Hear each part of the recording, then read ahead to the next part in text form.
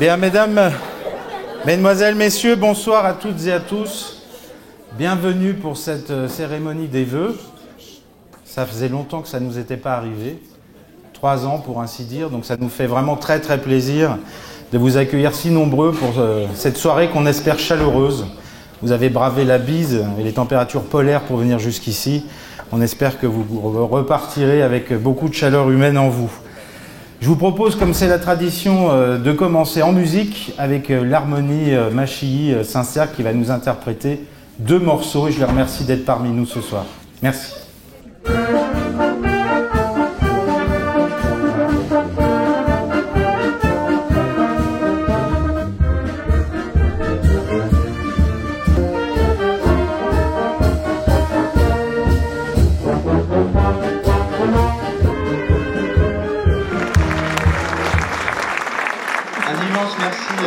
À notre harmonie qu'on retrouvera en fin de cérémonie tout à l'heure. Je vais maintenant appeler les jeunes élus de Saint-Cergue, les membres du conseil municipal des jeunes, à venir sur scène. Ils ont un discours à faire. Ils viennent d'être élus. Ils sont élus pour un mandat de 2 ans. Ils ont été élus au terme d'une procédure électorale qui n'a rien à envier aux élections qu'on connaît, nous les grands.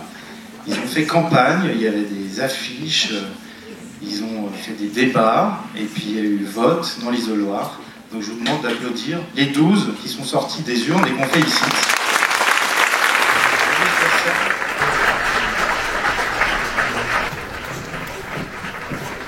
Bon, maintenant je vais demander aux vieux élus de monter sur scène. Je voudrais saluer parmi nous la présence de Madame le député, chère Virginie. Merci infiniment d'être là. Saluer la présence de notre ami Loïc Hervé, sénateur de la Haute-Savoie. Merci à toi d'être là parmi nous. Saluer la présence des maires et élus présents ce soir. Je salue Nadine Jacquier, le maire de Ville-Lagrand. Je salue Pauline Plania, la maire de la commune voisine et amie de Machilly. Je salue Laetitia Vénère, maire de Loisin, qui est venue de Thonon-Aglo pour venir nous saluer ce soir. Merci infiniment d'être là parmi nous. Je voudrais saluer tous les élus présents des autres communes adjoints aux conseils municipaux de Bonne, Cranfsal et Jussy. Cher Philippe Otnin-Girard, qui est adjoint à Jussy, merci d'être là parmi nous ce soir. Et tu représentes à toi tout seul la Confédération helvétique. Donc merci infiniment d'être là parmi nous. Je voudrais saluer les anciens élus qui sont dans la salle. Ils sont quelques-uns ce soir et ça fait toujours plaisir de se recroiser. Ils savent ce qu'on vit, ils l'ont vécu et voilà, c'est toujours un grand bonheur de recroiser ceux avec qui on a œuvré pendant quelques temps. Je voudrais remercier les forces de l'ordre qui sont là ce soir, représentées par le major, ou je me trompe? Le lieutenant? Ah, juge en chef, pardon. Moi j'ai la promotion très facile, hein, vous savez. Merci d'être là parmi nous. Merci beaucoup d'être là. La police municipale s'excuse, étant retenue sur une intervention dans une autre commune du secteur. Je voudrais saluer le directeur général des services de l'Agglo et notre directrice générale adjointe, Julie Marot, qui sont là présents ce soir. Saluer le directeur général des services de la mairie de Saint-Cergue, ainsi que les nombreux membres du personnel qui sont présents dans la salle. Saluer tous les représentants d'associations. Vous saluer toutes et tous, chers amis. Et vous dire vraiment que c'est une joie immense pour nous de se retrouver face à vous ce soir. Après 3 ans, effectivement, on n'a pas pu tenir cette cérémonie des vœux en vrai. On a fait à 2 reprises des cérémonies de vœux virtuelles avec les outils contemporains, mais ça ne remplace pas le plaisir et le bonheur qu'on a à se retrouver en vrai. Je ne vais pas vous faire un long discours ce soir. Je m'y suis engagé auprès de mes élus qui sont déjà morts de trouille à l'idée de rester là 1 heure debout. Je vais essayer d'être bref et de m'atteler à mettre en exergue certains sujets qui nous ont marqués au cours de ces dernières années. Et c'est pas parce qu'il n'y a pas eu de discours des vœux pendant 3 ans que je vais rattraper mon temps de parole ce soir. Soyez-en sûrs, tout va bien se passer. Déjà dire un mot, mais très bref, de la période Covid, qui était une période qui nous a tous forcément affectés. Parce que quand on est élu, on est là pour les gens. On est là pour être ensemble, pour faire du lien, pour partager des faits, des événements, des activités. Eh bien, cette chose-là nous a cruellement manqué pendant 2 ans.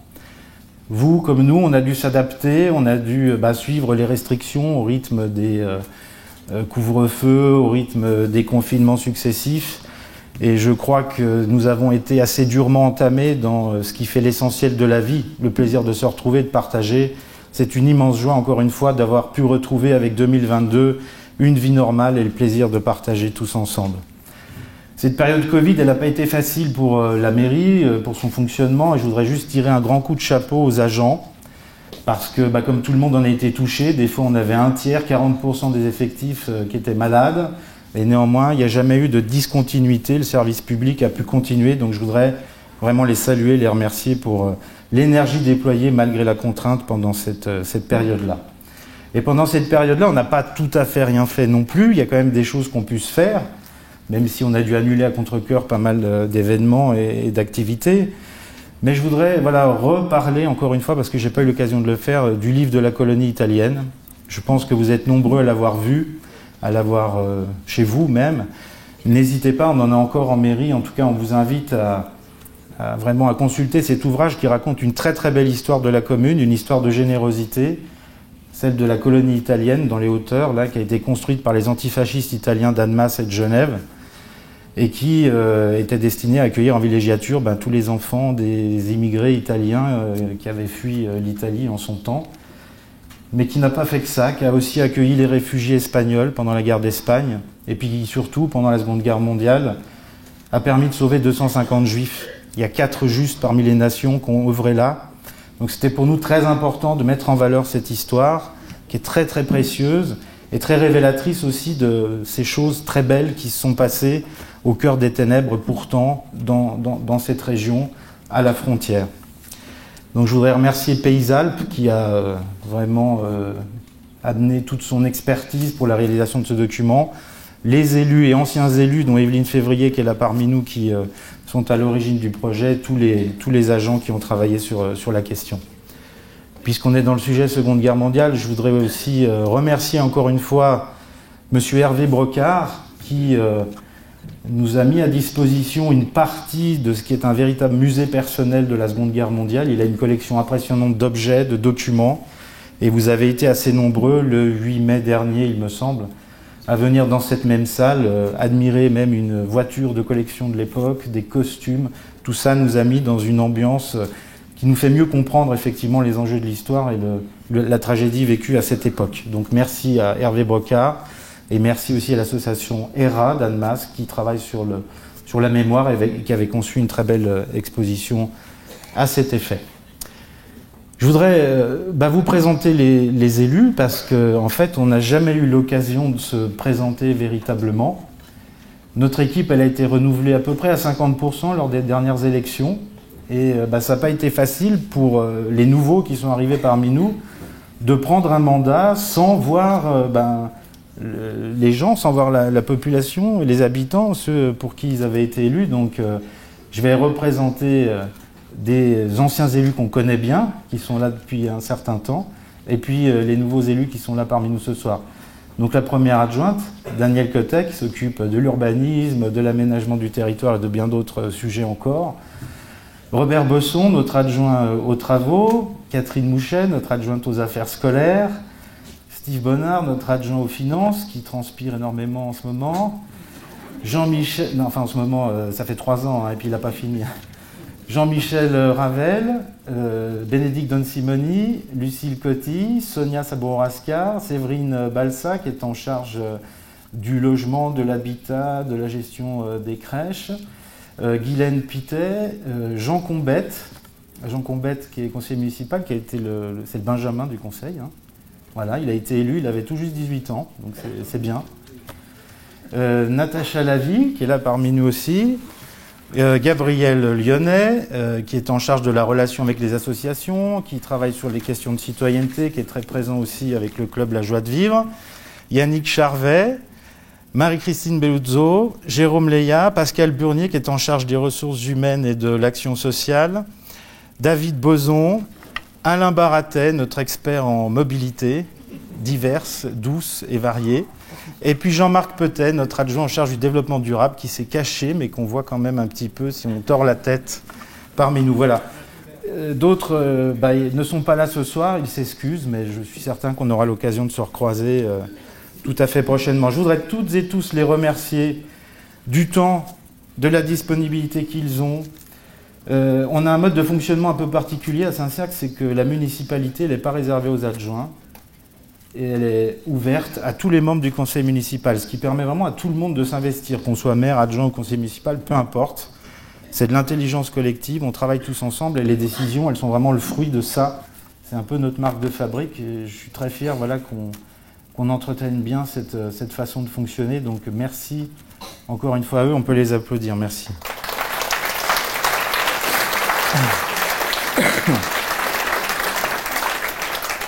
Avant de parler des projets à venir, je voulais faire un bref retour sur quelques événements marquants, un peu particuliers, qu'on a eu à traverser l'année dernière et même un petit peu avant. Des événements dont on se serait bien passé. Alors vous aviez sûrement entendu parler d'un habitant très sympathique de la commune qui entretient des relations avec son voisinage qu'on pourrait qualifier de catastrophiques, et qui nourrit beaucoup cette question-là, et qui n'a rien trouvé de mieux donc de venir apporter une grenade fonctionnelle en mairie. C'était il y a 2 ans, quelque chose comme ça. Donc ça a pu nous permettre de voir voilà, l'expertise des services de déminage de la France. Mais ça a été un coup de stress assez important quand même pour l'ensemble des agents des services et des élus. Ce même monsieur est d'ailleurs revenu ce matin endommager la porte d'entrée de la mairie, pour votre information. Voilà. Donc je vous confirme qu'il va bien, parce qu'on s'inquiétait un petit peu, on avait peur qu'il ait perdu un peu de vigueur, mais ça va mieux. Voilà. Et puis, dans la série des événements dont on se serait bien passé, il y a eu évidemment ce qui s'est produit l'année dernière avec quelqu'un de la commune désespéré, voilà, qui s'est retranché chez lui et qui a menacé de faire sauter tout son quartier, avec un dispositif qu'il avait filmé de grenades, pas de grenades, pardon, de bouteilles de gaz, enfin voilà. Ça a créé une très très vive émotion. La gendarmerie est très très vite arrivée sur les lieux. La mairie est devenue un poste de commandement. C'était assez impressionnant, la salle du conseil avec énormément de gendarmes partout. Des pompiers qui étaient présents aussi, au cas où quelque chose de grave se serait passé. Un quartier entier de Saint-Cergue qui a été évacué, accueilli dans cette salle. Et je voudrais vraiment remercier la Croix-Rouge. Ils sont parmi nous ce soir. Il y a Bulent, il y a la présidente de la Croix-Rouge d'Annemasse. Ils ont été très réactifs et c'est eux qui ont accompagné, avec les élus présents, les agents présents, effectivement, les gens qui avaient dû être évacués pendant que ces opérations ont duré. Moi, je voudrais vraiment saluer le professionnalisme des gendarmes. On a été vraiment très impressionnés par votre sang-froid.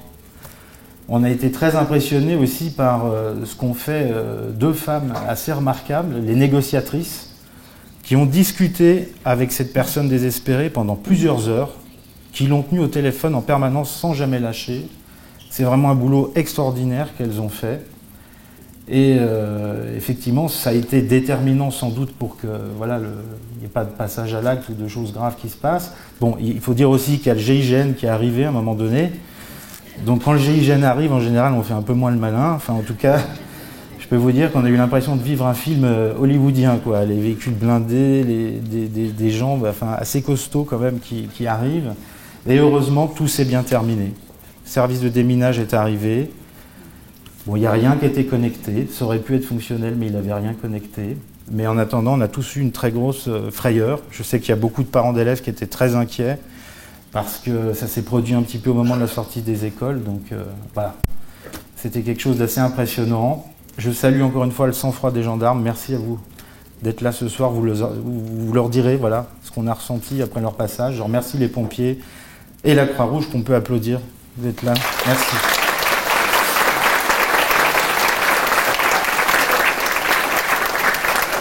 Bon, on a eu aussi un méfait, il y a eu un incendie qui aurait pu très très mal tourner cet été aussi, en pleine canicule, alors que tout était très sec dehors. Il y a eu un tas de bois enfin, voilà, coupé près du secteur de la Chapelle. On est à peu près certain qu'il s'agit d'un acte criminel. Il y a une masse énorme de bois, il y a une forêt juste à côté, les choses auraient véritablement pu mal tourner. Donc là aussi, on remercie les pompiers qui nous ont évité sûrement de graves dégâts sur le massif des Voirons. Et les agriculteurs aussi. Oui, merci Christophe de le préciser. Parce qu'ils sont intervenus aussi. Donc remercions-les. Voilà.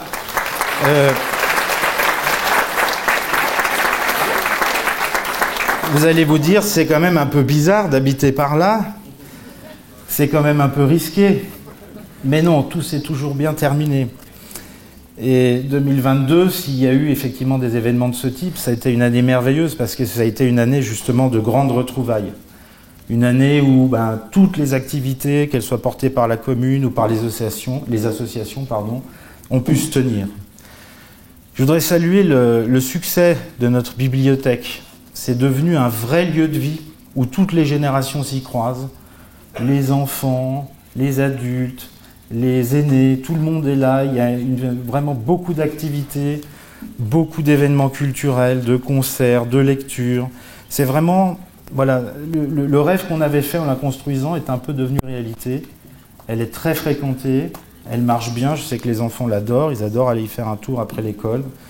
Donc voilà, on était heureux de voir cette bibliothèque refonctionner à plein régime. Je voudrais saluer aussi le club La Joie de Vivre, qui fonctionne très très bien, qui est animé par Delphine, je parlais de Gabriel tout à l'heure, qui est aussi tous les jeudis. Ce club n'en finit pas de grandir, hein. Il y a beaucoup d'adhérents qui viennent, beaucoup de sorties, tout ça, ça crée du lien et c'est quelque chose de très très beau aussi d'avoir pu reprendre l'activité complètement comme on l'a fait. Mais il y a eu aussi, vous le savez, les jeudis jonctés, donc ça c'est les petits apéros musicaux qui se tenaient le jeudi soir. La chasse aux œufs, les journées citoyennes de l'environnement, le spectacle de Noël, qui a réuni beaucoup de monde cette année, la balade transfrontalière qu'on organise avec les amis, les communes françaises et suisses de part et d'autre du Foron. Et puis il y a tous les événements portés par nos associations, la fête de la Maude, le novembre musical, le festival de la bâtie, la fête des écoles portée par l'APE, la foire au ski, Creativa, le bal d'Halloween, les puces de couturier, il y a vraiment toute cette vie a pu reprendre, c'est quelque chose d'assez extraordinaire. Ah oui, puis il ne faut pas que j'oublie le concert de la chorale. Il ne fallait pas que j'oublie d'en parler parce que la chef de chœur, je la connais un petit peu, et il ne fallait pas que j'oublie de parler de la chorale, de la belle chorale de Saint-Sergue et de Jussy, parce qu'elle est transfrontalière à présent, cher Philippe. Peut-être que pour illustrer un petit peu cette vie qui est revenue cette année, parce que le clou pour nous du spectacle, c'était un peu la fête de la musique. Il y a vraiment tout le village qui était là. C'était une fête absolument mémorable, extraordinaire, qu'on a délocalisée pour la première fois juste au-dessus. On se demandait si ça allait marcher. Visiblement, ça a marché. Et je vous propose de visionner un petit film assez bref qui vous montre ce qui s'est passé à notre fête de la musique.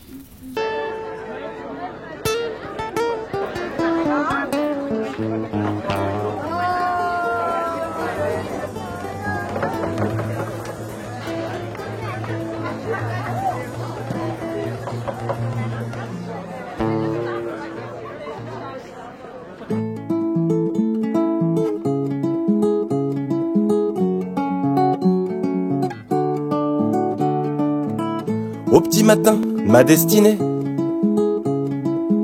le petit déjeuner est passé. Comment se profile ma journée? Est-ce que les copains vont passer? Y a des Indiens à décimer, des rêves de gosse à dessiner. Je mets mes rêves de gosse de côté, car voici le mois de mai. Le mois de mes examens trace le chemin du mois suivant, de mois suivant, le résultat de mois demain, du mois de juin. Oh, oh, oh. Dans une geôle, une prison, la camisole de la raison.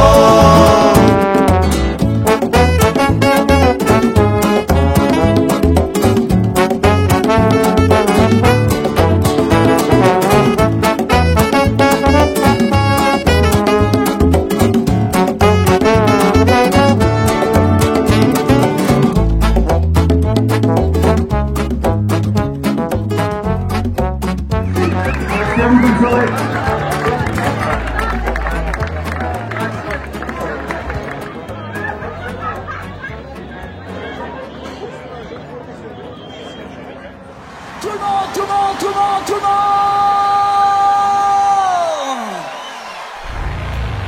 Hey, hey, hey, hey, hey, hey, hey, hey, hey,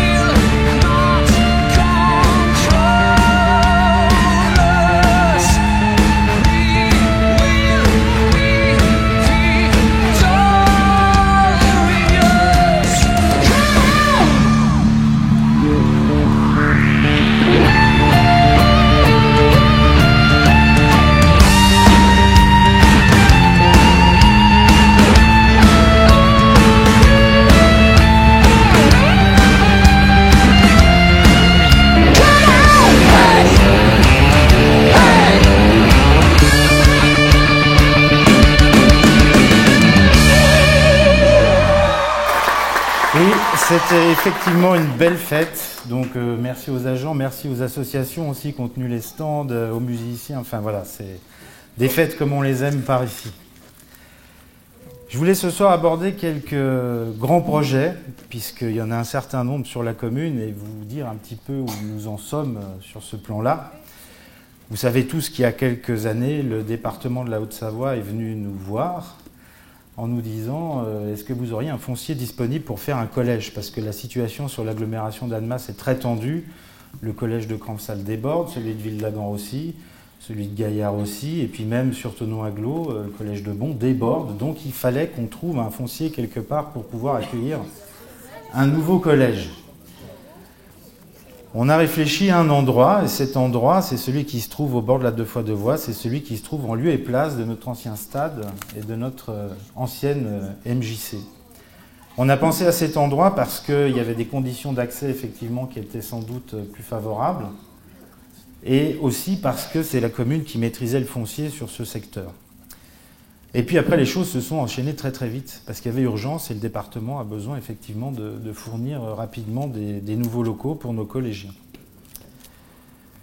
Donc ce collège, pour nous, c'est vraiment une double opportunité. C'est une opportunité en soi, parce qu'avoir un équipement de ce type sur la commune, pour les parents d'élèves, pour les enfants, avoir ça en proximité, c'est formidable. Mais c'est une double opportunité parce que, puisqu'il se fait en lieu et place de notre MJC, en lieu et place de notre tennis club, en lieu et place de notre stade, qui par ailleurs étaient des équipements très très vieillissants et qu'il fallait qu'on en refasse un jour ou l'autre, eh bien c'était l'opportunité de tout refaire d'un coup. Alors c'est un peu énorme à affronter en termes d'investissement, mais voilà, si le collège n'était pas arrivé, on n'aurait jamais eu l'occasion de reconstituer tous ces équipements aussi rapidement. Donc le collège, vous l'avez remarqué, les travaux ont bien commencé. Son ouverture est toujours prévue pour la rentrée 2024-2025. La carte scolaire va être travaillée, mais a priori ce sera plutôt un collège qui va desservir les communes avoisinantes, jusqu'à Loisin peut-être, voilà, pour délester aussi cette partie du territoire de Thonon-Aglo. Donc voilà ce qui va venir. On a eu des pincements au cœur quand on a vu notre MJC et les anciens locaux du football disparaître. Il y a tellement de souvenirs là-dedans, tellement de très beaux souvenirs. Mais voilà, c'est l'histoire et il y a l'avenir qui s'écrit aussi à présent. Donc le collège, les travaux sont partis. Après énormément de travaux de dévoiement de réseau, de terrassement, vous l'avez vu, ça y est, c'est parti. Le foot a dû être reconstitué. Donc on est parti sur un terrain synthétique. Vous en avez une image ici.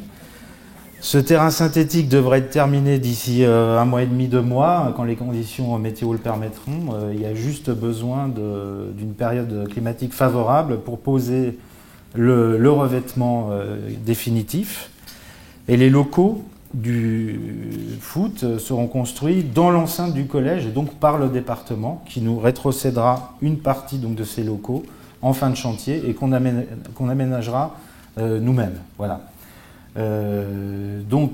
Entre-temps, c'est un peu compliqué pour le foot. C'est pas évident pour le club de continuer à vivre sereinement.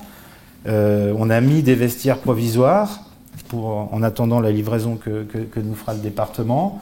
Ils ont dû aller jouer ailleurs et je voudrais vraiment remercier, alors je profite de ta présence Laetitia, parce que tu as accueilli notre club de foot à Loisin. Donc merci infiniment. Je voudrais vraiment qu'on la remercie parce que c'était pas simple de trouver une solution pour le club. Donc un grand merci à la commune de Loisin. Le jour de l'inauguration, on fera une grosse fête aussi, on te promet. Même chose donc avec le club de tennis, il a dû être, alors lui, déménagé dans un autre secteur de la commune parce qu'il n'y avait pas la place de mettre à la fois un collège et puis un terrain de foot synthétique à côté. Donc vous l'avez vu sûrement en vous rendant au Marais de Lissou, près de notre déchetterie, on a reconstitué les 2 terrains et donc un clubhouse dont on va lancer les travaux dans quelques temps qui permettront de reconstituer vraiment tout ce qu'avait le tennis club à l'époque. Et puis la MJC. La MJC, c'était vraiment le point le plus compliqué parce qu'il y a beaucoup d'activités, beaucoup d'adhérents. Et on s'est questionné effectivement sur le nouveau lieu d'implantation. On avait déjà préalable réfléchi à des établissements en face de la mairie. Et puis finalement, avec les conseils de certains élus qui ont été visionnaires, et puis du conseil d'urbanisme de la Haute-Savoie, c'est le bâtiment du presbytère qui a été choisi. Ce bâtiment, il a une valeur patrimoniale. Il est l'histoire de Saint-Sergue. Il a été construit en même temps que notre église. C'est pas médiéval, mais enfin, c'est quand même quelque chose de très beau. Il y a des caves voûtées, il y a un bel escalier. C'est un bâtiment qui compte dans le paysage de notre commune.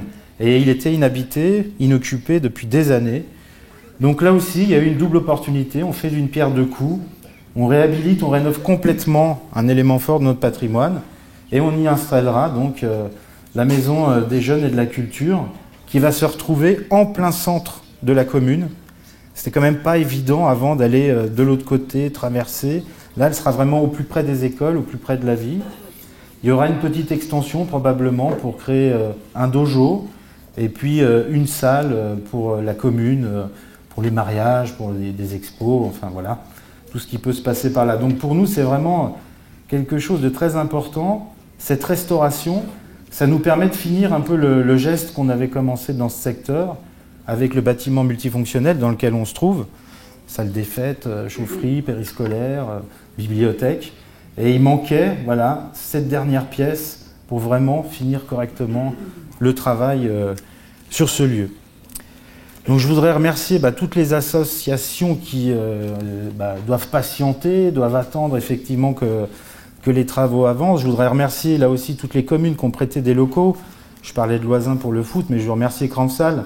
Bernard, tu transmettras le message, mais vous avez accueilli une certaine partie des activités de la MJC à Crampsal. Il y en a à Machilly aussi, à Juvigny aussi, je sais. Donc il y a vraiment une solidarité globale. Donc soyez-en tous bien remerciés. Voilà. Évidemment, quand il y a l'arrivée d'un collège, il y a d'autres questions qui se posent au-delà des infrastructures. C'est la question de la sécurité des accès. Une question qui est chère à notre ami Alain Baratet. Un collège, c'est 800 élèves potentiellement, c'est 80, 90 profs et personnel qui y travaillent. Ça va donc générer un certain trafic. Et ça fait un certain temps, effectivement, qu'on attire le plus fortement possible l'attention du département pour qu'il nous accompagne vraiment au-delà du collège sur la question de la mobilité douce, sur comment est-ce qu'on permet à nos jeunes de s'y rendre à vélo ou à pied en toute sécurité. Il y a donc un certain nombre d'études qui sont portées, des études qu'on a en commun d'ailleurs avec les communes voisines, Crampsal, Machilly, Juvigny, pour créer des modes doux, pour faire en sorte que nos enfants puissent y aller vraiment, encore une fois, en toute sécurité. Et ça permettra de mailler vraiment comme il faut la commune en matière de déplacement doux. Voilà. On a beaucoup de problèmes dans cette commune. C'est peut-être la première des remontées qu'on entend, les questions de sécurité routière. Vous êtes très nombreux dans les quartiers à nous dire « Oh là là, est-ce que vous pouvez faire des aménagements? Est-ce que vous pouvez contraindre les automobilistes ?» C'est d'autant plus compliqué chez nous parce qu'on a des axes qui sont très empruntés par les pendulaires. Je pense au quartier de la Gare. Et Christine, je ne t'oublie pas, je sais que tu es là. Oui, je vais vous montrer ça. Juste ça. Voilà, Christine va vous montrer ce que c'est qu'un panneau 30. Voilà, donc, au quartier de la Gare, 4 véhicules jour. Alors déjà, si les gens de Saint-Sergue pouvaient respecter ça, on serait tellement heureux. Merci. Je vous remercie d'écouter son message.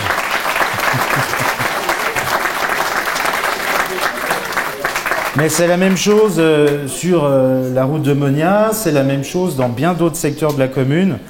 Levez le pied, il y a des enfants ici, c'est juste une question de respect.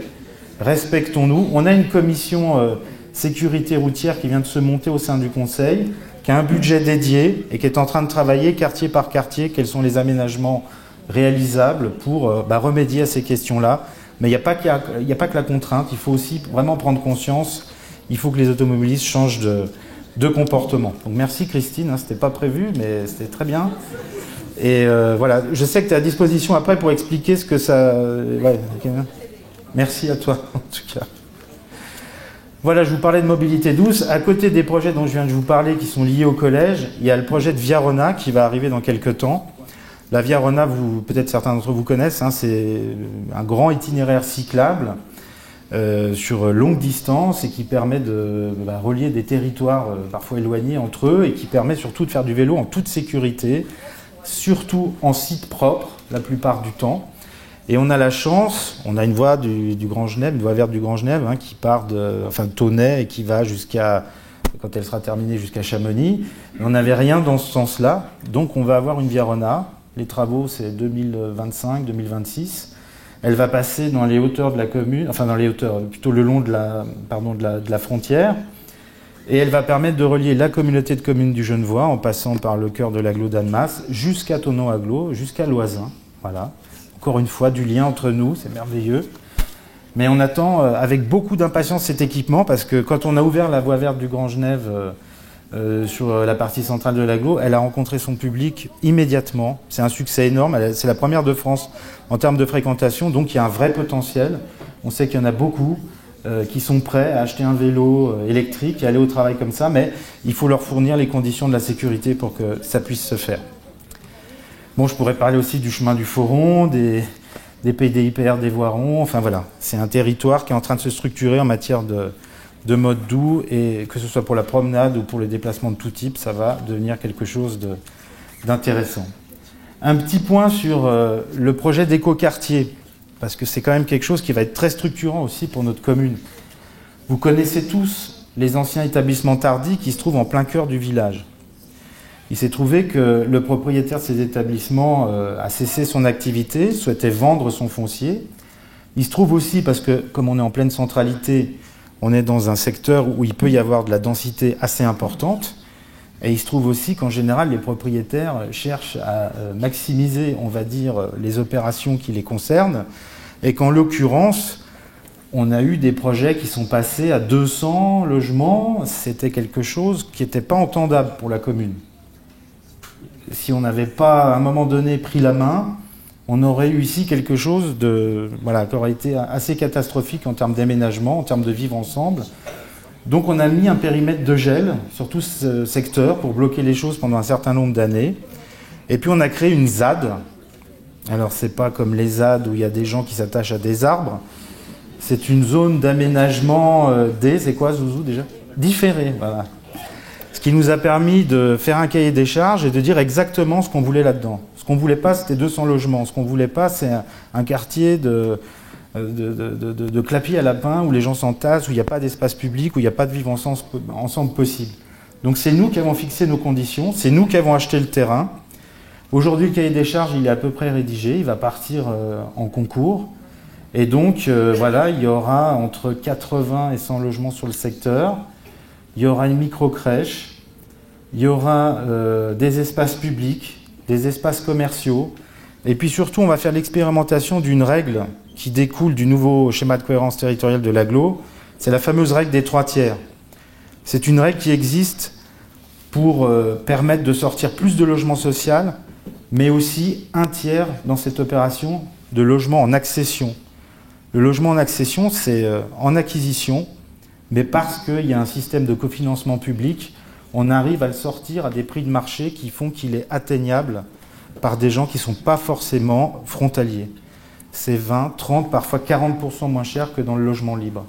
Donc on est très heureux d'essuyer les plâtres en quelque sorte de cette nouvelle règle des 3 tiers, en espérant qu'elle rencontrera son public. Et vraiment, elle est destinée à ceux d'entre nous qui sont salariés en euros et qui ont des grosses difficultés à vivre sur ce territoire, à trouver du logement.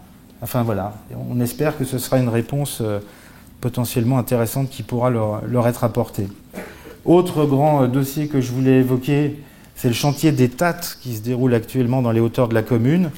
C'est un chantier d'envergure porté par notre agglomération en matière d'eau, d'assainissement. Et puis la commune profite de ces travaux importants pour enfouir tous les réseaux secs. Elle prend ça à sa charge. Et c'est une somme assez importante, mais c'est vrai qu'on l'a fait dans tous les quartiers. Dès qu'il y a des gros travaux d'envergure, eau et assainissement, on profite pour enfouir les réseaux secs aussi.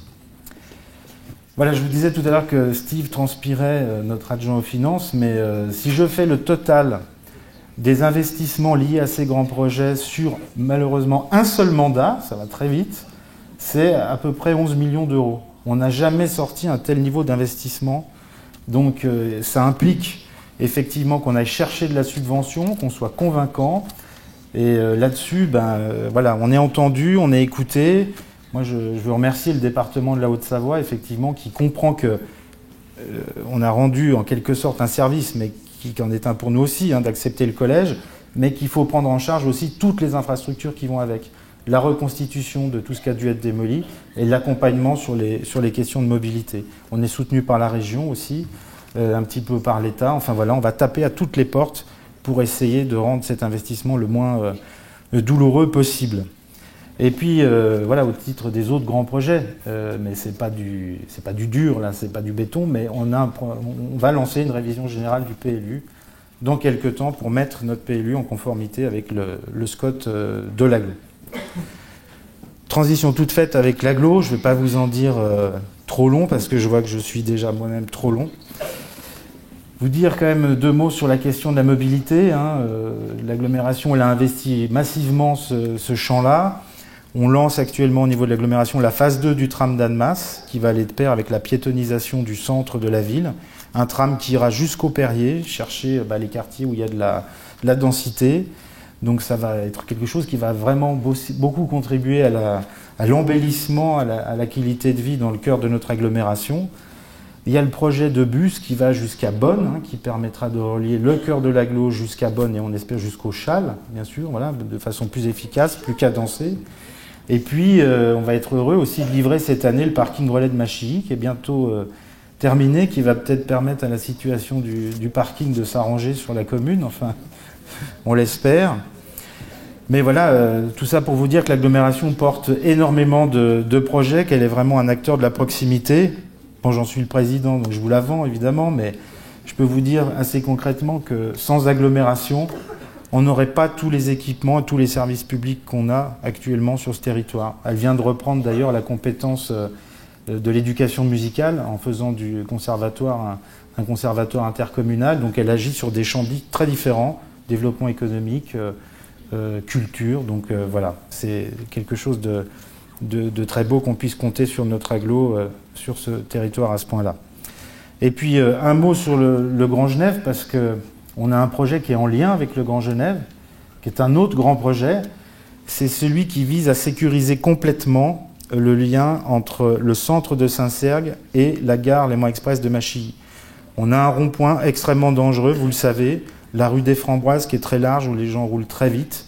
Et donc, on a un projet qui va émerger au titre du projet d'agglomération numéro 4 et qui va nous permettre d'obtenir un cofinancement important de la part de la Confédération pour nous aider à réaliser cet équipement qui va se faire voilà, exactement dans cette ligne-là et qui nous permettra de passer probablement en souterrain au niveau de ce nœud de route là, et puis d'aller de façon complètement sécurisée, encore une fois, à la gare Léman Express de Machilly. Je voudrais vraiment souligner la qualité de la coopération transfrontalière qui est la nôtre, au-delà de ce qu'on fait entre communes, Philippe. Il y a aussi cette intelligence de la Confédération helvétique d'avoir une politique à l'endroit de ces agglomérations, de verser des cofinancements à des territoires qui ne sont pas suisses, mais quand ces mesures se passent de notre côté, elles bénéficient aussi aux agglomérations suisses. Donc c'est très intelligent et c'est une chance. Il n'y a pas d'autre mécanisme de ce type sur toutes les autres frontières. Donc voilà, je salue cette coopération et vous allez en avoir un fruit très concret qui va se dérouler très prochainement par ici. Autre projet qu'on porte avec nos amis suisses, vous savez qu'il y a une réflexion sur les douanes de la Ranfil et puis la douane de Monia. Et puis de Cara aussi, hein. Et la volonté, c'est effectivement d'essayer de contraindre un petit peu le trafic sur ces secteurs-là. Et en contrepartie, effectivement, les TPG nous ont proposé de créer un service de transport à la demande qui existe actuellement sur la partie rive gauche du canton. C'est TPG Flex. Et c'est un service de transport vraiment... c'est presque comme un taxi. Vous l'appelez, 10 minutes après, ils sont là. Il y aura plusieurs points de départ. Un dans la centralité de Saint-Sergue, un à Juvigny, un à Machilly. Et le petit bus qui vous prendra, vous amènera où vous voulez, sur la rive gauche, dans le champ d'action de ce transport à la demande. Donc c'est quelque chose qui est très précieux, qui va peut-être permettre à des gens qui travaillent dans le secteur de la palanterie, qui n'est pas très bien desservi en transport en commun, de trouver des solutions. Et ça fera moins de voitures sur les routes pour Christine. Donc je crois que c'est heureux pour tout le monde. Voilà, je vais m'arrêter parce que j'ai vraiment trop parlé comme d'habitude et je suis désolé. Je voulais juste vous dire que le plus important, c'est vous. Le plus important, c'est le lien qu'on a entre nous, c'est toutes les fêtes qui rythment la vie dans ce village, c'est tout ce qu'on peut partager tout au long de l'année. Donc je voudrais vraiment, encore une fois, vous assurer de notre bonheur d'avoir pu renouer avec tout ça et puis d'espérer que cette belle vie qui est revenue continue, malgré le contexte international qui est compliqué, malgré tout ce dont je pourrais vous parler trop longtemps, et ce n'est pas le lieu ici ce soir. Saint-Cergue grandit, il y a un collège qui arrive, mais notre volonté, c'est pas d'en faire un Las Vegas, enfin rassurez-vous. Ce qui est le plus précieux pour nous, c'est l'esprit de village. Et je crois que même si on grandit, même si aujourd'hui on est à 3700, 3800 habitants, cette chose-là a pu être préservée, et on y tient. On a beaucoup d'associations, il y a une vie qui est riche, il y a beaucoup d'événements, voilà. C'est ça qu'on souhaite pouvoir perdurer dans cette commune. Je voudrais remercier l'ensemble des partenaires publics et privés qui nous accompagnent sur tous ces projets, mais au quotidien aussi dans le fonctionnement des services. Je voudrais remercier les agents que j'ai salués tout à l'heure, et les remercier de tout ce qu'ils donnent tous les jours pour le quotidien de vous toutes et tous. Je voudrais remercier les bénévoles de la bibliothèque. Ils sont une belle équipe et vraiment on a besoin d'eux et on les remercie de nous aider à faire tourner ce bel équipement. Je voudrais remercier aussi, parce qu'on ne l'a pas encore fait, nos patrouilleuses scolaires. Elles sont 3, puis je crois qu'elles sont là ce soir. Elles sont là, les patrouilleuses. Voilà, donc elles assurent tous les jours la sécurité de nos petits de façon bénévole, et j'aimerais qu'on les applaudisse très fort.